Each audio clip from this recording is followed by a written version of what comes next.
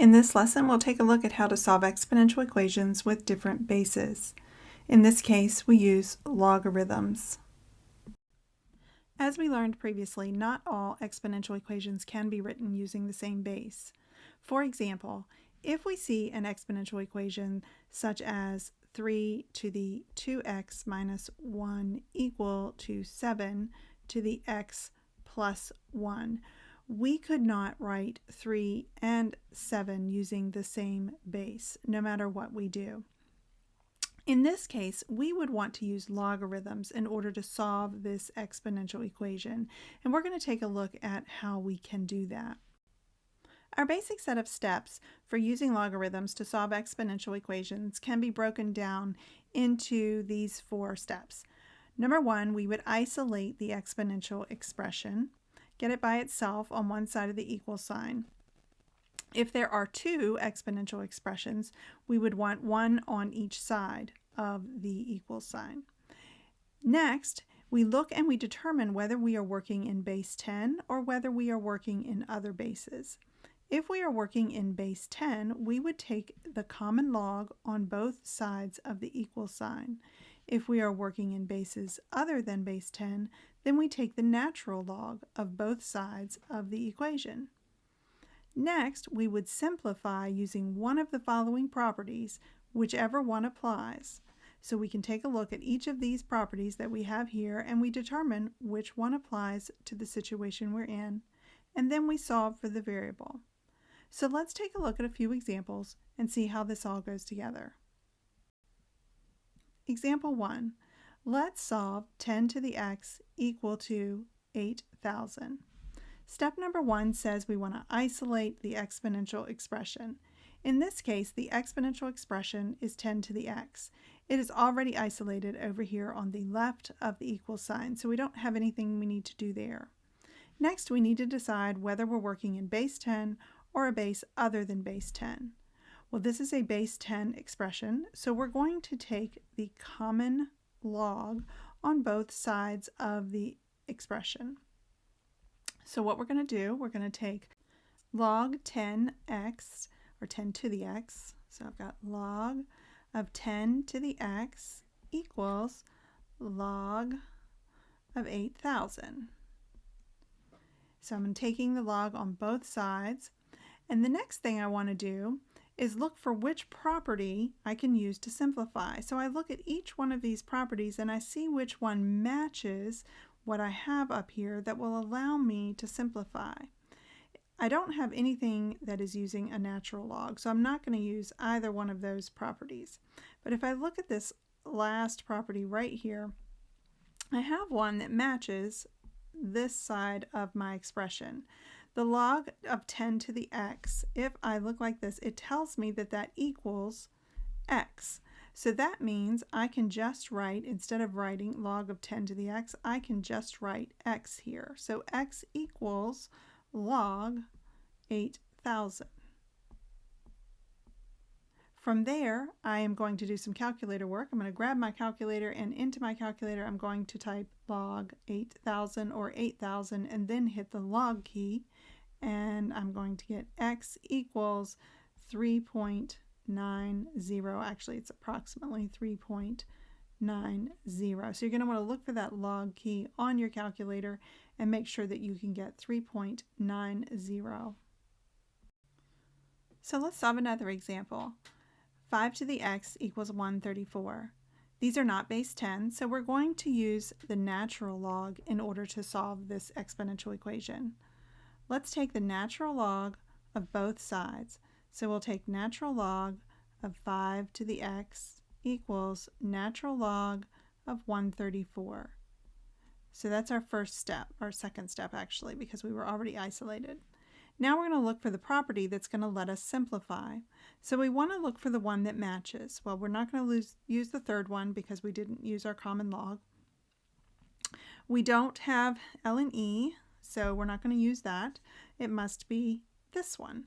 So the natural log of b to the x, which is what we have here, the natural log of b to the x actually equals x times the natural log of b So we will have x times the natural log of 5 is equal to the natural log of 134.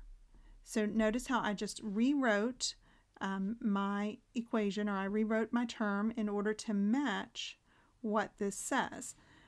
Basically, I used the power formula and I brought my x around here and multiplied in front. So now I'm going to solve for x. I'm going to isolate my variable. I'm going to use my rules of equation solving. I'm going to isolate x, which means I'm going to divide both sides by ln of 5, the natural log of 5. So if I divide both sides by natural log of 5, that leaves me with x is equal to natural log of 134 divided by natural log of 5. If I plug that into my calculator, I'm going to get x is equal to 3.04. Here we have another example where we have an exponential problem on both sides of our equal sign. So we isolate the exponential expression. They are isolated, one on each side. Let's take the natural log on both sides of the equal sign. Natural log of 3 to the 2x minus 1 equals natural log of 7 to the x plus 1. Next, we want to simplify using one of the following properties. Choose whichever one applies. We're going to do this on both sides of our equal sign. So we're going to apply our power property on both sides, which is going to be this property right here. We will multiply 2x minus 1 times natural log of 3 on the left, and on the right we'll multiply x plus 1 times natural log of 7. From there we want to do some simplification and then solve and isolate the variable. So let's go ahead and multiply by distributing through our ln 3. Let's distribute and multiply here. And we're going to do the same thing over here. So we're going to end up with 2x times the natural log of 3 minus 1 times the natural log of 3. And you don't need to write the 1, but I'm going to write it just so we know that it's there. And I'm going to do the same thing on the right. And I'm going to have x times the natural log of 7 plus 1 times the natural log of 7. Again, we don't really write the 1, but I'm writing it there just this one time because we know that it's there, so that we remember that it's there, but I'm not going to write it anymore in this problem. So now what I want to do is I want to bring all of my x terms over to the left side of the equation and all of my non-x terms over to the right side of the equation. So I'm just following the rules of equation solving, and I am subtracting and adding to both sides of the equation. So I'm going to subtract this x term, x natural log of 7, from both sides of the equation.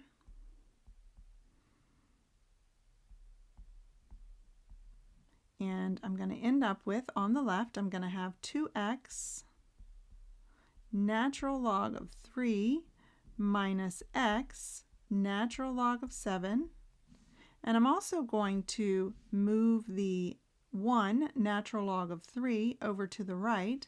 So let me just get another color here because I'm running out of room and I don't want everything to jumble up here. I'm going to add that to both sides.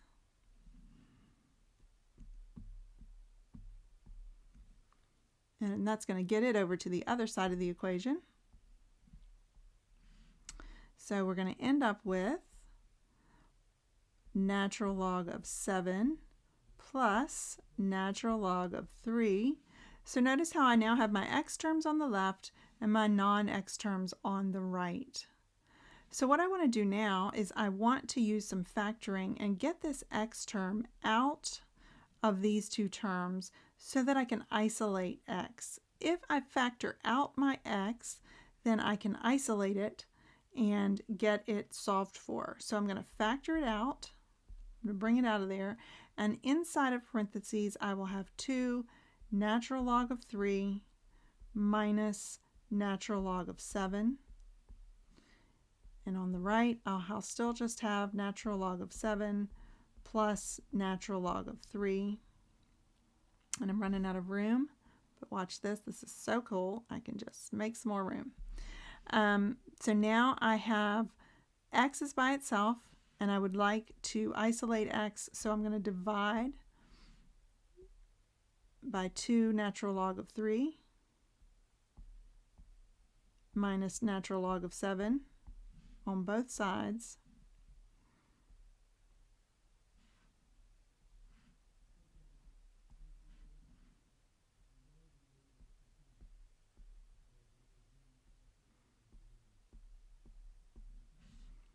And then it cancels out right here, and I'm left with x equals natural log of 7 plus natural log of 3. When you're done this problem, you feel like you've done something. And on the bottom, you have 2 natural log of 3 minus natural log of 7.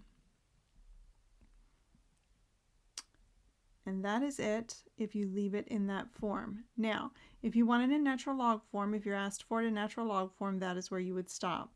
Then, if you are asked for the actual value, if you're asked to solve it, then you would need to grab your calculator and keep on going.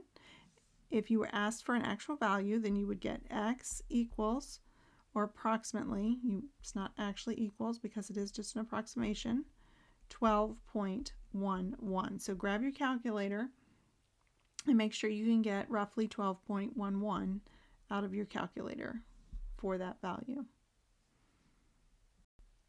All right, here's another one, very similar to the one that I just did. It's one of the longer ones.